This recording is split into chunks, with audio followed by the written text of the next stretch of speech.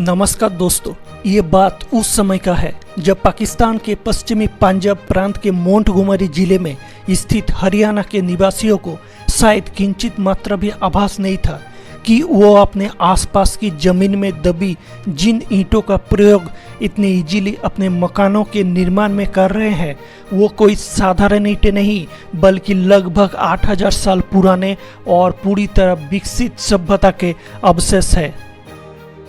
इसका आभास उन्हें तब हुआ जब 1856 में जॉन विलियम ब्रांटम ने कराची से लाहौर तक रेलवे लाइन बिछवाने हेतु ईंटों की आपूर्ति के इन खंडहरों की खुदाई शुरू करवाई और ये दुनिया के सबसे प्राचीन सभ्यता सिंधु घाटी सभ्यता है, जिसे हम हड़प्पा सभ्यता के नाम से भी जानते हैं। हड़प्पा सभ्यता भारत भूमि में टोटल 12,99,600 वर्ग किलोमीटर के क्षेत्रफल में त्रिभुजाकार स्वरूप में फैली हुई थी।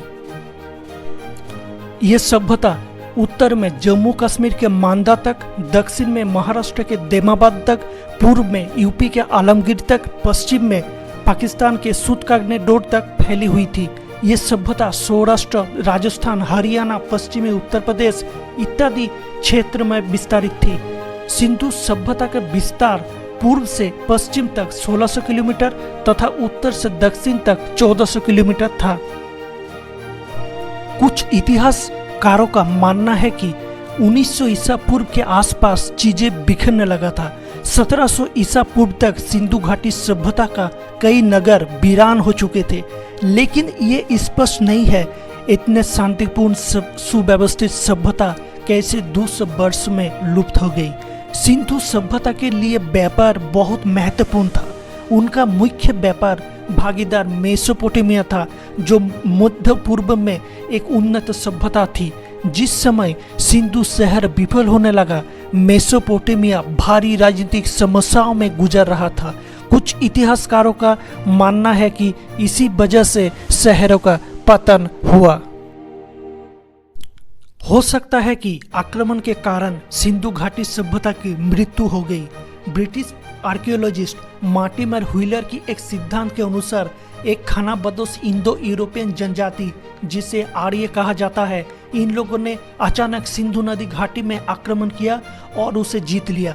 1940 के दशक में व्हीलर ने मोहनजोदारो में 39 मानव कंकालों की खोज की थी। फिर भी व्हीलर द्वारा अपने सिद्धांत को प्रस्तावित करने के कुछ ही समय बाद अन्य विद्वानों ने यह समझाते हुए इसे खारिज कर दिया कि कंकाल आक्रमण नरसंहार के शिकार नहीं थे, बल्कि जल्दबाजी में किए गए दफन के अवशेष थे। कुछ इतिहासकारों का ऐसा मानना है कि इंडस वैली सिविलाइजेशन के पतन के पीछे प्राकृतिक कारक है। प्राकृतिक कारक भूवैज्ञानिक और जलवायु हो सकता है। पृथ्वी की पपड़ी में हलचल के कारण सिंधु नदी में बाढ़ आ गई होगी और इसकी दिशा बदल गई होगी। मुख्य नगर नदी के किनारे थे, इसीलिए नदी के प्रवाह में परिवर्तन उन पर भयानक प्रभाव पड़ा होगा। बाढ़ आने से मिट्टी में नमक का निर्माण हो सकता है, जिससे फसलों का उगाना मुश्किल हो जाता है।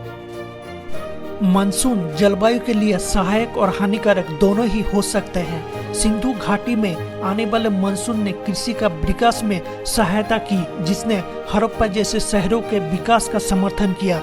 आबादी सिंचाई के बजाय मौसमी मानसून पर निर्भर हो गई और जैसे जैसे मानसून पूर्व की ओर स्थानांतरित हुआ, पानी का आपूर्ति सूख गई होगी। इसीलिए शायद यहाँ के निवासियों ने शहर छोड़ने का फैसला किया। ऐसा हो सकता है। इन सभी कारणों के वजह से इंडस वैली सिविलाइजेशन यानी सिंधु घाटी सभ्यता का धीमा लेकिन अपरिहार्य पतन हुआ।